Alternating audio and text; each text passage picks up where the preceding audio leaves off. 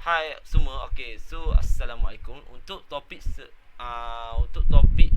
seterusnya adalah ialah mengenal pasti area demand zone lah, macam mana ataupun permintaan di dalam market.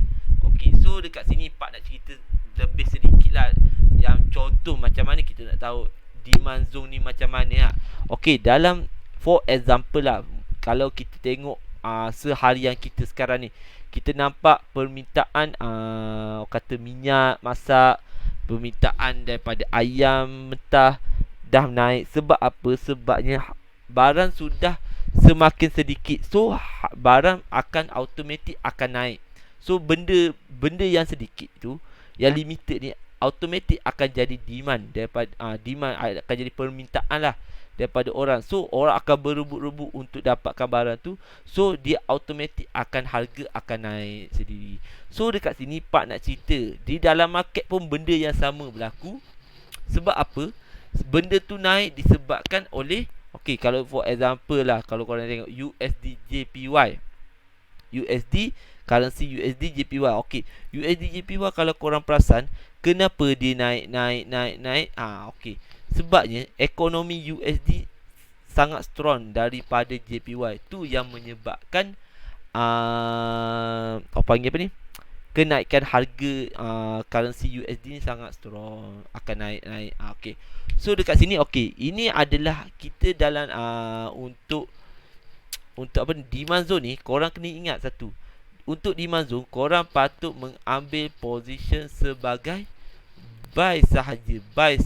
Korang kena ingat ini adalah buy sahaja. Kalau korang jumpa demand zone, korang kena ingat ini adalah sebagai buy. Okey. So dalam demand zone ni, dia terbahagi kepada dua lah. Yang first kali ialah rally base rally, nama dia, ataupun dinamakan ialah RBR. Okey, dalam ni, kalau dalam market, dia akan buat bentuk macam ginilah. Bentuk dia iaitu biru merah biru lah. Kalau korang menggunakan biru sebagai bullish, merah sebagai bearish, ini adalah biru merah biru, macam tu. So dinamakan rally base rally. Maknanya dia akan membuat kenaikan. So maksudnya rally base rally ni menunjukkan sambungan harga daripada kenaikan harga dalam market lah. Kenaikan harga dalam market, kenaikan harga price in market. So ini adalah contoh dia. Ini adalah contoh dalam market lah. So kalau tengok dekat sini, ini adalah bentuk line chart yang patut korang nampak lah. Okey, ini adalah contoh. So Pak akan lukis satu contoh untuk korang, lagi korang nampak lah. For example, market dia akan macam ni lah. Akan naik, tetapi korang nak entry dekat mana? Okey, right. So dekat sini korang akan nampak dia buat macam ni, tiba-tiba dia buat base. Dia buat base je tu, tiba-tiba dia naik. Okey, right. So dekat sini korang akan nampak macam ni. So korang just tunggu dekat area base ini sebelum dia nak fly lagi ke atas. Ini adalah contoh dia untuk korang entry sebagai zone buy kita nanti. Ini adalah contoh lah. Sebab apa? Kenapa korang buy dekat situ? Sebab ni dekat sini dia buat new support untuk korang entry sebagai entry korang lah. Okay. So ini adalah contoh untuk rally base rally. Okay. Untuk second pula, untuk demand zone ni ialah drop base rally. Bermaksudnya, okay, Pak tulis dulu drop base rally. Drop base rally. Okay. Drop base rally kita buat color biru lah. Biru ni tak cantik, biru ni lah. Okay, alright. Drop base rally lah. Ini drop base rally ataupun dinamakan DBR. Kalau korang dengar sikatan-sikatan, ini adalah selalu orang guna DBR lah, RBR lah, DBD lah, DBR lah. Orang guna benda-benda macam ni, biasa orang guna, selalu gunalah untuk lagi senang, untuk lagi faham. Okey. So biasa kalau untuk drop base rally ni macam mana bentuk candle? Okey, kita pun lukis. Drop base. Okey, jap. Drop base. Ni kita buat base satu. Ni kita buat rally satu. Okey, alright.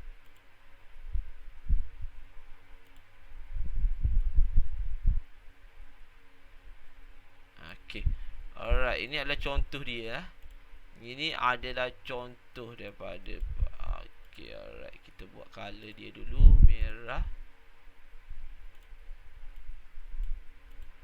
Drop base drop ni merah. Drop base rally. Okey, ini adalah contoh dia lah. Okey, so drop base rally ni menunjukkan macam mana. Okey, drop base rally ni dia membuat perubahan arah. Membuat perubahan arah daripada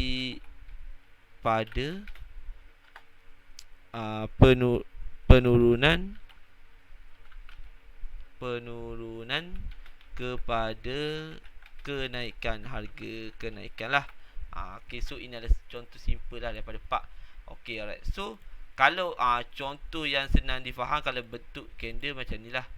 Dia membuat ni, dia buat kenaikan macam tu. Alright. So dia membuat penurunan and then dia buat perubahan arah. So dekat sini korang nampak ini adalah bentuk contoh-contoh lah. So dekat sini kita akan lukis yang lagi korang nampak faham, iaitu bentuk dia macam ni lah. Contoh sekarang ni market tengah menjunam lah.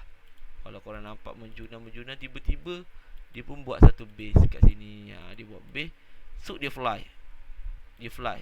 Tetapi dia fly, dia akan pull back balik dekat area ni sebelum dia nak naik ke atas. Ini adalah contoh. So dekat sini area zone yang patut korang ambil adalah dekat area sini lah.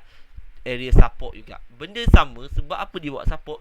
Sebab dia buat base adalah sebagai support kita untuk kita entry sebagai buy. So dekat sini korang boleh menunggu sebagai position buy ke atas sahaja. Jangan ambil entry sebagai sell pula.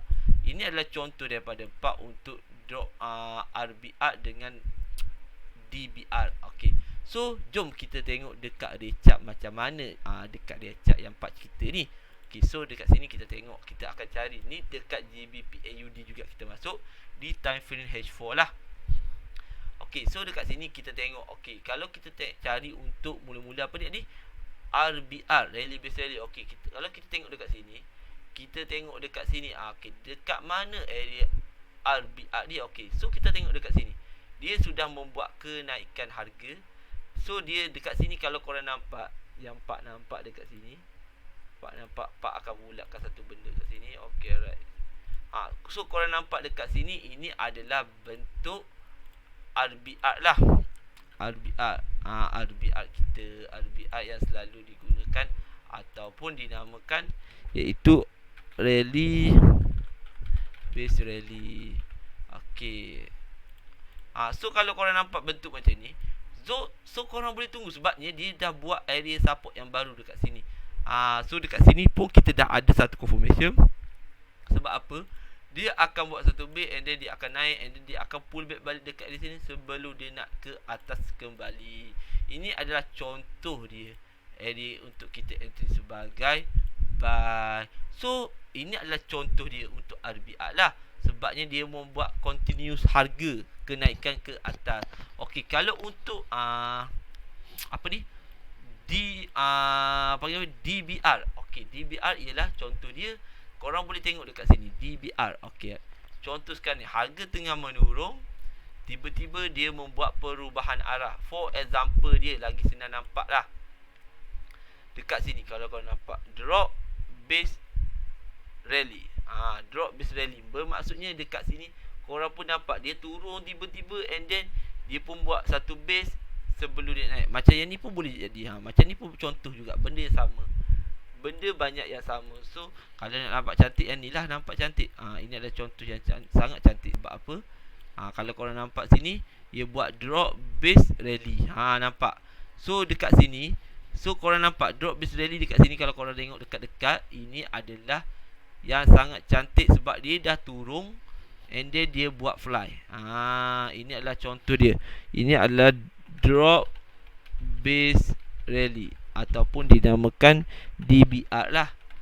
Okey, alright. So kalau tengok dekat sini, dia buat drop base rally. So dekat sini dia akan pergi dekat area sini, base dekat sini. Base ini adalah sebagai confirmation untuk entry. So dia akan pull back untuk masuk zone. Ini adalah jarum dia masuk and dia fly. So dekat sini adalah continuous dia nak naik. Ini adalah continuous dia. So dia dah buat base baru and dia fly. True fly. Itu adalah contoh yang senang difahami untuk korang. Dekat mana area demand zone yang sangat strong. Area demand zone yang sangat strong adalah dekat area support. Itu adalah tempat yang sepatutnya korang entry sebagai buy. Okey, untuk topik demand zone ni, ini saja daripada Pak. So untuk topik ni semoga korang mudah faham lah untuk memahami konsep ini, and then korang boleh entry secara mudah.